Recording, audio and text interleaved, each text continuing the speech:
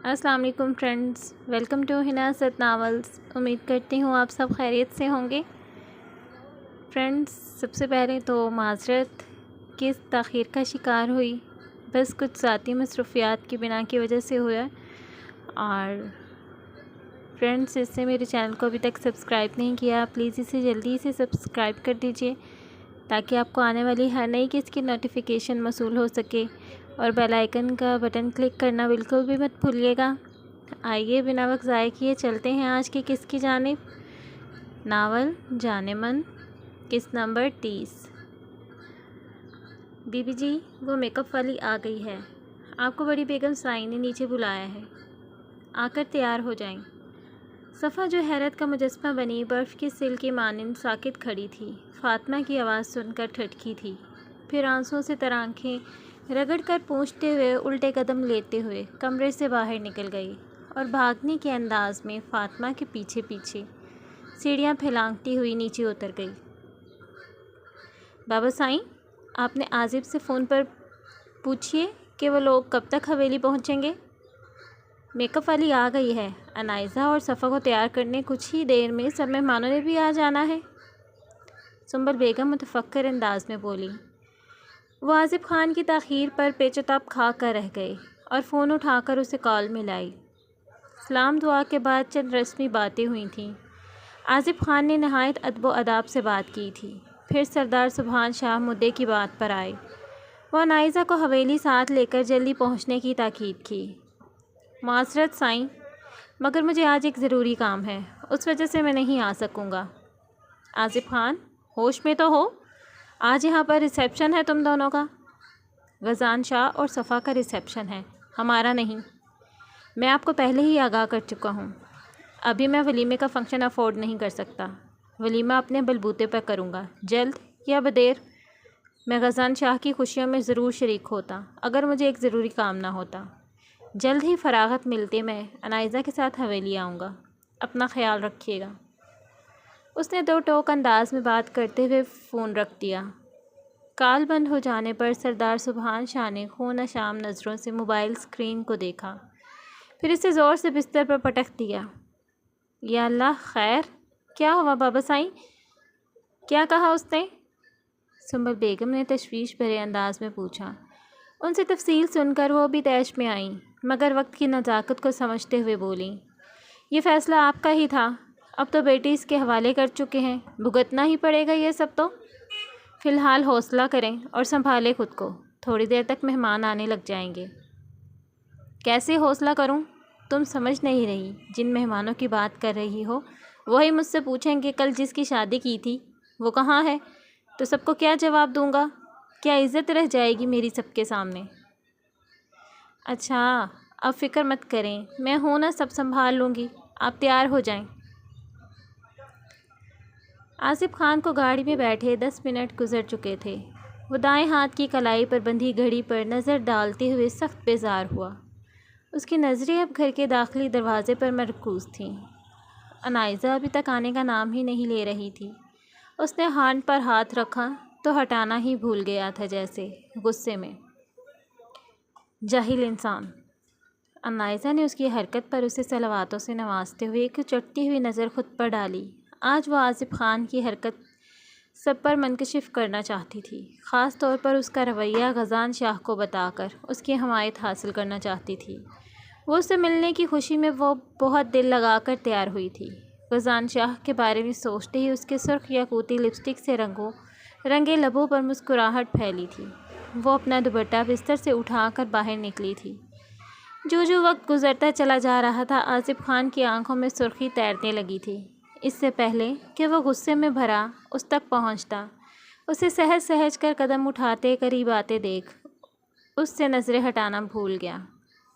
انک blue colour کی ہلکے سے کام والی لانگ فراک اور چوڑی دار پجامہ پہنے، پاؤں میں باریک سٹرپس والی سینڈل پہنی، شانوں پر دوپٹہ پھیلائے ہوئے تھی۔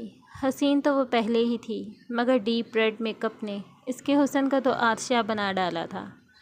بالوں کو ڈھیلا سا کیچر میں مکید کیا گیا تھا، ایک دو شریر لٹے چہرے کے اطراف میں جھول رہی تھیں۔ وہ جانتا تھا وہ حویلی جانے کے لیے اتنا سج دھج کر آئی تھی اسے خود سے غافل حسینہ کو دیکھ کر آصف خان کی دھڑکنیں منتشر ہوئیں۔ دل نے عرضی پیش کی کہ آگے بڑھ کر سارے فاصلے سمیٹ لے اور اسے اپنے سینے سے لگا کر دونوں کی دھڑکنیں ایک کر دے۔ انائزہ نے گاڑی کے قریب آ کر پچھلا ڈور کھولنا چاہا مگر وہ لاک تھا۔ ڈور کھولو۔ وہ جو اس کے دلکش چہرے کو نہارنے میں مگن تھا اس کی آواز پر چونک کر اسے دیکھنے لگا۔ جہاں تم نے آ کر بیٹھنا ہے وہ ڈور کھلا ہوا ہے، اس نے سائیڈ مرر میں اسے دیکھتے ہوئے اسپاٹ انداز میں کہا۔ مجھے آگے تمہارے ساتھ نہیں بیٹھنا، جہاں میں پہلے بیٹھتی تھی اب بھی وہیں بیٹھوں گی، اس نے ضدی پن سے کہا۔ جہاں میں نے کہا بیٹھو گی تو تم وہی، اب میں تمہارا ڈرائیور نہیں، وہ بھی کاٹدار آواز میں بولا۔ ہرگز نہیں آؤں گی آگے، وہ بھی بلا کی ابن ڈھیٹ ثابت ہوئی تھی مگر مقابل بھی ٹکر کا تھا۔ تم میری بیوی ہو تو ہمیشہ شوہر کے برابر ہی بیٹھتی ہے، تو میری بیوی ہو تو بیوی ہمیشہ شوہر کے برابر ہی بیٹھتی ہے۔ وہ استہزائیہ مسکراہٹ سمیت اسے سلگنے پر مجبور کر گیا۔ نہیں مانتی میں، وہ قہر زدہ نظروں سے اسے دیکھتے ہوئے نفرت کا اظہار کر رہی تھی۔ 1 منٹ ہے تمہارے پاس ورنہ یہیں چھوڑ کر چلا جاؤں گا، وہ ایک بار پھر اپنی کلائی پر بندھی گھڑی پر نظر ڈال کر اسپاٹ انداز میں بولا اور اگنیشن میں چابی گھما کر گاڑی سٹارٹ کی۔ ایڈیٹ! انائزہ دانت پیس کر پاؤں پٹکتی آ کر دوسری جانب سے فرنٹ سیٹ پر بیٹھ گئی۔ آصف خان کے چہرے پر مسکراہٹ رینگ گئی جسے وہ کمال مہارت سے چھپا گیا تھا۔ کچھ خاص بات نہیں کر رہے تھے، بس یوں ہی بچوں کو پرانی باتیں بتا رہی تھی۔ تم بھی ناشتہ کر لو، اماں بھی نے ساریہ بیگم سے کہا۔ اماں بھی کر لوں گی میں ناشتہ بھی۔ مزمل تم بتاؤ، تمہاری نئی نویلی دلہن نظر نہیں آ رہی، کہاں ہے زمروش؟ انہوں نے تیکھی نظروں سے من کو دیکھ کر سوال مزمل سے کیا تھا۔ زمروش وہی ہے جہاں اس کو ہونا چاہیے تھا، مزمل برفیلے تاثرات سجائے سٹ بند سے گویا ہوا۔ ساریہ بیگم نے ٹھٹک کر اس کی جانب دیکھا، اس کے بدلے تیور بھی ملاحظہ کیے۔ کیا مطلب تمہاری اس بات کا؟ مجھے گھماؤ مت اور بات کا سیدھے سے جواب دو، وہ ماتھے پر بر ڈالے کاٹدار آواز میں بولی۔ میں نے زمروش کی علی سے کورٹ میرج کروا دی، اب وہ اپنے شوہر کے ساتھ اس کے گھر میں ہے اور میری بیوی میرے ساتھ۔ سید مزمل شاہ نے ساتھ بیٹھی ہوئی من کا ہاتھ اپنے ہاتھ میں لیتے ہوئے گویا ان کے سر پر دھماکہ کیا۔ ان کے سر پہ تو جیسے ساتوں آسمان قیامت بن کر ٹوٹ پڑے تھے۔ وہ حیرتوں کی زد میں اپنی جگہ منجمد سی ہوئیں۔ ان کا سارا بنا بنایا کھیل بنا پایا تکمیل تک پہنچے ہی ختم ہو گیا تھا۔ وہ تل میں لا اٹھیں۔ پہلے بھی سمجھا چکی ہوں، یہ لڑکی ہمارے خاندان کی بہو بننے کے قابل نہیں ہے۔ کیا دیکھ کر تم نے اس سے شادی کی؟ میں نے سوچا یہ سب صرف وقتی شوق ہے، لیکن یہاں تو اس ڈائن کا نشہ میرے لگتے جگر کے سر چڑھ کر بول رہا ہے۔ ساریہ بیگم اس وقت غصے سے کھول رہی تھیں۔ اماں بھی نے سید مزمل کو دیکھا، شہری آب و ہوا نے اس کا رنگ ہی بدل ڈالا تھا۔ میں اپنے الفاظ دوبارہ نہیں دہراؤں گا، میرے غصے کو ہوا مت دیں، سختی سے کہتا وہ دوبارہ من کی طرف متوجہ ہو گیا۔ تم بالکل اپنے باپ کی طرح بنتے جا رہے ہو، کچھ بعید نہیں کہ جلد ہی تم خاندان کی عزت کو مٹی میں ملا دو گے، وہ غصیلی آواز میں چلائیں۔ من میری بیوی ہے اور اسے وہی درجہ ملے گا جو میرا ہے، اور مجھے امید ہے آپ نہیں چاہیں گی کہ آپ کا اکلوتا بیٹا آپ کو چھوڑ کر یہاں سے چلا جائے۔ اگر آپ کو منظور ہے تو بتائیں، میں من کو لے کر یہاں سے چلا جاتا ہوں۔ نہیں مزمل، ایسے سوچنا بھی مت، پہلے ہی بہت سال کاٹے ہیں تمہارے بغیر، اب اور نہیں۔ ٹھیک ہے، جس میں تمہاری خوشی۔ ان کے چہرے پر گہری مسکراہٹ تھی۔ اس نے چونک کر ان کی خوشی سے چمکتے چہرے کو دیکھا۔ وہ بہت خوش تھیں، جیسے من اپنی نہیں ان کی پسند کی بہو تھی۔ آپ کی اچانک خوشی نہ جانے کیوں مجھے عجیب سی لگ رہی ہے، اس کی سوالیہ نظریں ان کی خوشی سے دمکتے چہرے پر جمی ہوئی تھیں۔ کیوں؟ مجھے خوش نہیں ہونا چاہیے؟ میرے بڑے بیٹے کی شادی ہو گئی ہے، اسے من پسند بیوی مل گئی ہے، تو میرے اکلوتے بیٹے ہو، میں تمہاری خوشی میں خوش ہو گئی ہوں۔ ان کی بات پر وہ دھیرے سے مسکرا دیا۔ وہ جیسی بھی تھیں اس کی ماں تھی، اسے ان سے بہت محبت تھی۔ کچھ معاملے میں وہ اسے کافی غصہ دلاتی تھی، وہ ان سے لڑ جھگڑ بھی لیتا تھا، لیکن اس کے دل میں ان کا وہی مقام تھا جو ایک ماں کا ہونا چاہیے تھا۔ مسکرا کر اس نے انہیں گلے لگایا تو انہوں نے دھیرے سے اس کی سبھی پیشانی پر بوسہ دیا۔ من میں ڈھیروں سکون اتر آیا ان کے بدلے رویے پہ۔ ان کے بدلے رویے کو دیکھ کر نہ جانے ان کا بدلہ رویہ واقعی سچا تھا یا کسی نئے منصوبے کی تکمیل کا پیش خیمہ ثابت ہونے والا تھا۔ کتنی پیاری لگ رہی ہیں بی بی جی آپ، ماشاء اللہ، اللہ نظر بد سے بچائے۔ بیوٹیشین نے زرتار آنچل صفا کے سر پر رکھا تو پیچھے کھڑی فاطمہ نے آئینے میں دکھائی دیتے اس کے سجے سنورے چہرے کو دیکھ کر کہا۔ لمبے بالوں کو اسٹائلش جوڑے کی شکل میں قید کر کے موتیے کے گجروں سے سجایا گیا تھا۔ گلے میں بھاری زیورات اور ناک میں خزان کی خاندانی نت پہنے، مہندی لگے ہاتھوں میں طلائی کنگن اور چوڑیاں پہنے اس کا معصوم حسن دمک رہا تھا۔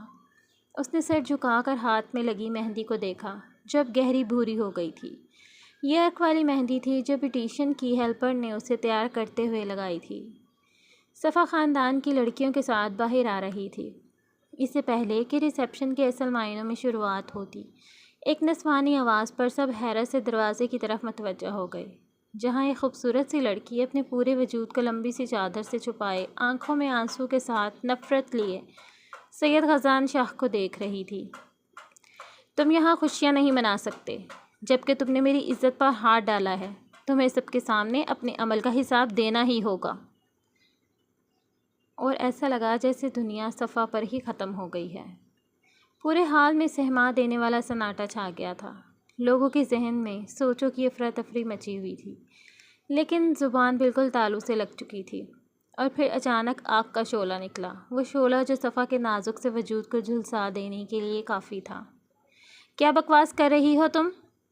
سناٹے میں ایک آواز گونجی۔ یہ سنبل بیگم کی تھی۔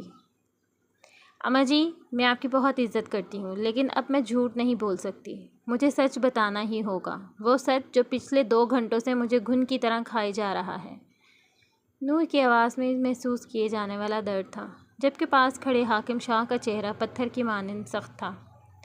سید غزان شاہ اس کے الزام پر غصے سے کھول اٹھا۔ اس کی ہمت کیسے ہوئی؟ اس نے اس شادی کو خوشحال اور کامیاب بنانے کی جتنی کوشش کی تھی، اس پر اس نور نامی چڑیل نے آ کر اندھیر نگری بنا کر اس کی ساری محنت برباد کر دی تھی۔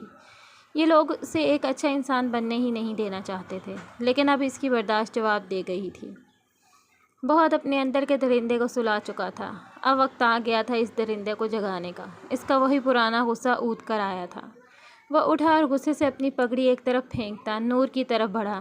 اس کی کالی آنکھیں غصے سے اور بھی زیادہ گہری ہو گئی تھیں، اور چہرے پر جو تاثر تھا اس سے صاف ظاہر تھا کہ آج وہ اس چڑیل کا کھیل ختم کر کے ہی دم لے گا۔ کیا بکواس کیے جا رہی ہو؟ اس سے پہلے کہ سید غزان شاہ اس کی جانب بڑھتا، صفا سرعت سے ان کے درمیان آئی اور نور کی جانب کڑے تیوروں سے گھورتے ہوئے سخت بند سے بولی۔ اس کی آواز خطرناک حد تک سخت تھی۔ تمہاری ہمت کیسے ہوئی میرے شوہر پر الزام لگانے کی؟ صفا بلند آواز میں گرجی اور کاٹدار نظریں نور پر گاڑ دیں۔ میں نے وہی کہا جو سچ ہے۔ اس کی آنکھوں میں خوف کی جھلک نمایاں تھی۔ غزان، اس فریبی مکار عورت کو باہر نکلوائیں اسی حویلی سے۔ وہاں کھڑے ملازم شاید سردار غزان شاہ کے حکم کے ہی منتظر تھے، تیزی سے آگے بڑھے۔ تم غلطی کر رہی ہو، بہت بڑی غلطی۔ سچائی سنے بنا، سب کچھ اپنی آنکھوں سے دیکھنے کے باوجود بھی مجھے یہاں سے نکلوا کر تم بہت بڑی غلطی کرنے جا رہی ہو۔ کس لیے؟ میں تمہیں چھوڑوں گی نہیں غزان شاہ۔ شعلہ بار نگاہوں سے وہ اس کے مقابل ہوئی۔ اور ایک لفظ بھی میرے شوہر کے بارے میں اپنی اس گندی زبان سے نکالا تو میں تمہاری سانسیں چھیننے میں 1 سیکنڈ بھی نہیں لگاؤں گی۔ صفا بپھری ہوئی شیرنی کے مانند نور کی بازو پکڑے جھنجھوڑتے ہوئے ایک ایک لفظ پر زور دیتی، وہ دھمکی امیز لہجے میں پھنکاری تھی۔ پورا حال چپ سادے غصے سے بپھری ہوئی صفا کے اس روپ کو دیکھ رہا تھا۔ سید غزان شاہ الگ اپنی جگہ کھنگ کھڑا تھا۔ اسے امید نہیں تھی صفا سے اس قدر جرأت کی۔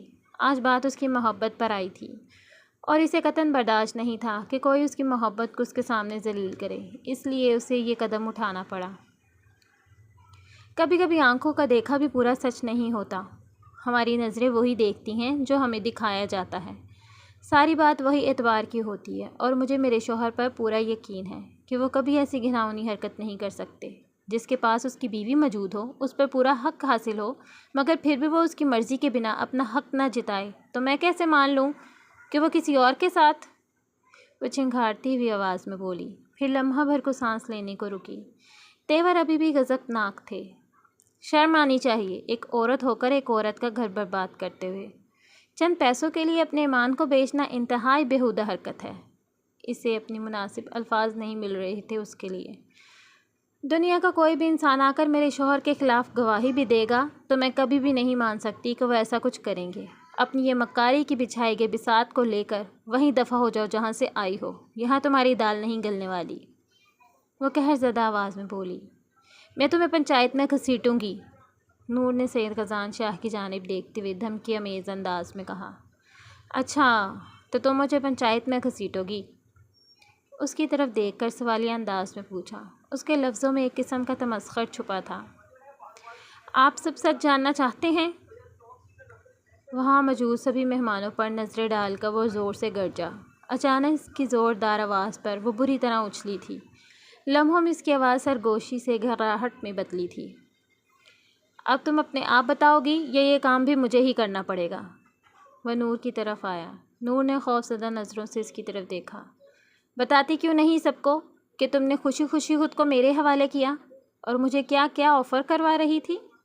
بتاتی کیوں نہیں کہ تمہارا دل ٹوٹا تھا اور یہ جان کر کہ میں تم جیسی فاحشہ عورت سے کوئی بھی رشتہ قائم نہیں کرنے والا تھا، لیکن تم نے میری بے ہوشی کا فائدہ اٹھانے کی کوشش کی، پھر بھی اپنے ناپاک عزائم میں ناکام رہی۔ اس کے اعتماد کو ڈگمگاتا محسوس کر کے سید غزان شاہ نے اس کے گرد اپنی گرہ مضبوط کی۔ تم جھوٹ بول رہے ہو، یہ سراسر بہتان ہے، میں فاحشہ نہیں ہوں۔ تم اتنی آسانی سے کیسے جھوٹ بول لیتے ہو سید غزان شاہ؟ اس کی آنکھیں حیرت سے پھٹی ہوئی تھیں۔ اپنے آپ سچ اگل دو ورنہ میں خوشی خوشی تمہاری ویڈیو سب کو دکھا دوں گا کہ تم نے میرے کمرے میں میرے ساتھ کیا کیا۔ بھویں اچکائے سید غزان شاہ نے دھیرے سے گردن ترچھی کیے اس کی طرف دیکھا۔ کانپتے ہونٹوں کے ساتھ نور نے سید غزان شاہ کو دیکھا۔ اس کے جسم پر خوف سے لرزہ طاری ہو گیا۔ اصل میں جب سید غزان شاہ موبائل لیے کمرے میں آیا تھا اور بستر پر گرا تھا، ٹچ موبائل پر اس کا ہاتھ لگنے سے فرنٹ کیمرہ آن ہو گیا تھا اور اپنے آپ ویڈیو کا آپشن کلک ہوتے ہی ویڈیو بن گئی۔ صفا کے چلے جانے کے بعد نور بھی وہاں سے چلی گئی تھی اور وہ اپنے بھاری سر کو تھامے ہوئے واش روم میں گیا۔ ٹھنڈے پانی سے شاور لیا تو ہوش کچھ بحال ہوئے۔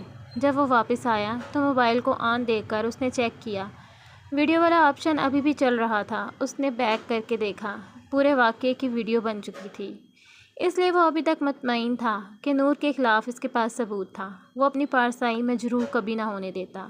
مگر اس سے پہلے ہی صفا نے آگے بڑھ کر سب کے سامنے جو الفاظ کہے تھے، اس سے سید غزان شاہ کا سیر و خون بڑھ گیا تھا۔ وہ انتہائی خوش تھا صفا کے دل میں اپنا مقام جان کر۔ مجھے بتاؤ سچ کیا ہے؟ سنبل بیگم نے آگے بڑھ کر اس کی طرف دیکھ کر پوچھا۔ 2 گھنٹہ پہلے ایک ملازم نے مجھ سے کہا کہ سردار نے مجھے اپنے کمرے میں بلایا ہے، انہیں مجھ سے کوئی کام ہے۔ میں نے سوچا شادی کا موقع ہے، نکل گیا ہوگا کوئی کام مجھ سے، میں ان کے کمرے میں چلی گئی۔ اس کی آنکھوں میں تیزی سے نمکین پانی بھرنے لگا۔ جب میں گئی تو اس نے دروازہ بند کر کے مجھے بیڈ پر دھکا دے دیا۔ میں گڑ گڑائی، خدا کا واسطہ دیا، لیکن اس درندے نے میری ایک نہ سنی۔ میں چیختی رہی، چلاتی رہی، لیکن اس پر کوئی اثر نہیں ہوا۔ وہ باقاعدہ سسکیاں لینے لگی۔ جھوٹ، سراسر جھوٹ ہے یہ، ایسا کچھ بھی نہیں ہوا تھا، تم جانتی ہو یہ۔ پہلی بات یہ کہ تم اپنی مرضی سے میرے کمرے میں آئی تھی، نہ کہ میں نے تمہیں بلایا۔ تم نے یہ جو کچھ بھی کیا اپنی مرضی سے کیا۔ اس سے پہلے کہ میں خود پر ضبط کھو دیتا تم وہاں سے چلی گئی۔ اس کے انداز میں جھنجھلاہٹ تھی، یہ سب اس کی برداشت سے باہر ہو رہا تھا۔ میرے نزدیک تمہاری حیثیت ایک بدکار اور بے حیا عورت سے بڑھ کر نہیں۔ اس وقت ہمارے درمیان ایسا کچھ بھی نہیں ہوا تھا جس کے لیے میں خود کو گنہگار سمجھوں۔ اس کی آواز اونچی اور لہجہ بالکل صاف اور برفیلا تھا۔ نور نے اس کی طرف سے رخ موڑ لیا۔ گارڈز اب اسے باہر کی طرف لے جا رہے تھے۔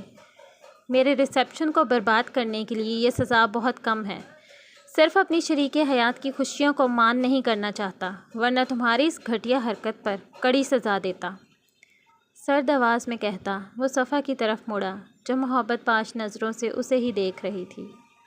اس نے اپنا ہاتھ اس کی جانب بڑھایا تو صفا نے اپنا ہاتھ اس کے ہاتھ پر رکھ دیا۔ وہ دونوں ایک ساتھ چلتے ہوئے اسٹیج پر آئے۔ صوفے پر بیٹھے تو واحد اور وانیہ بھی ان دونوں کے اطراف میں بیٹھ گئے۔ فوٹوگرافر ان کی تصاویر لینے لگا۔ وہ ایک مکمل فیملی کا منظر پیش کر رہے تھے۔ صفا اور غزان دونوں کے چہروں پر مسکراہٹ پھیلی ہوئی تھی، جبکہ سنبل بیگم جلتے انگاروں پر لوٹنے لگی تھیں، اپنا بنا بنایا منصوبہ ناکام ہونے پر۔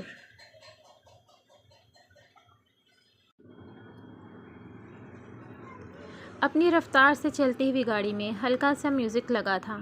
آصف خان نے ڈرائیونگ کے دوران ونڈ اسکرین سے نظریں ترچھی کیے، ساتھ بیٹھی انائزہ پر ایک اچڑتی ہوئی نظر ڈالی، پھر نظروں کا زاویہ بدل لیا۔ وہ بھی باہر تیزی سے گزرتے ہوئے مناظر پر نظریں جمائے ہوئے تھی۔ گاڑی جب اندیکھے عجیب سے راستے سے گزرنے لگی تو انائزہ چونک گئی۔ اس نے پلٹ کر آصف خان کی جانب دیکھا۔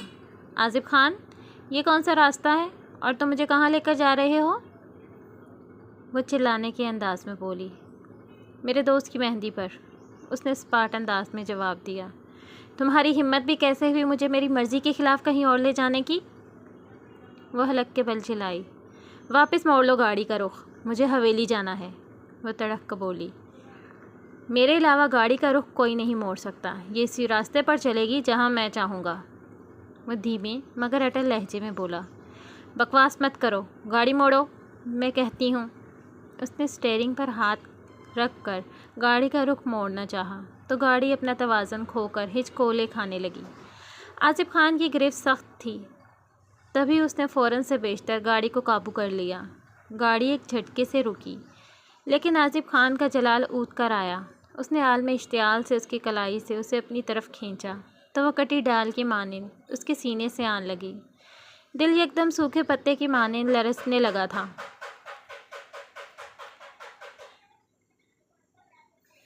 ڈیئر ریڈرز، کیسی لگی آپ کو آج کی کیس؟ کمنٹ سیکشن میں اپنی رائے سے ضرور نوازیے گا۔ انشاءاللہ جلدی ملتے ہیں نیکسٹ کیس کے ساتھ۔ تب تک کے لیے اللہ حافظ۔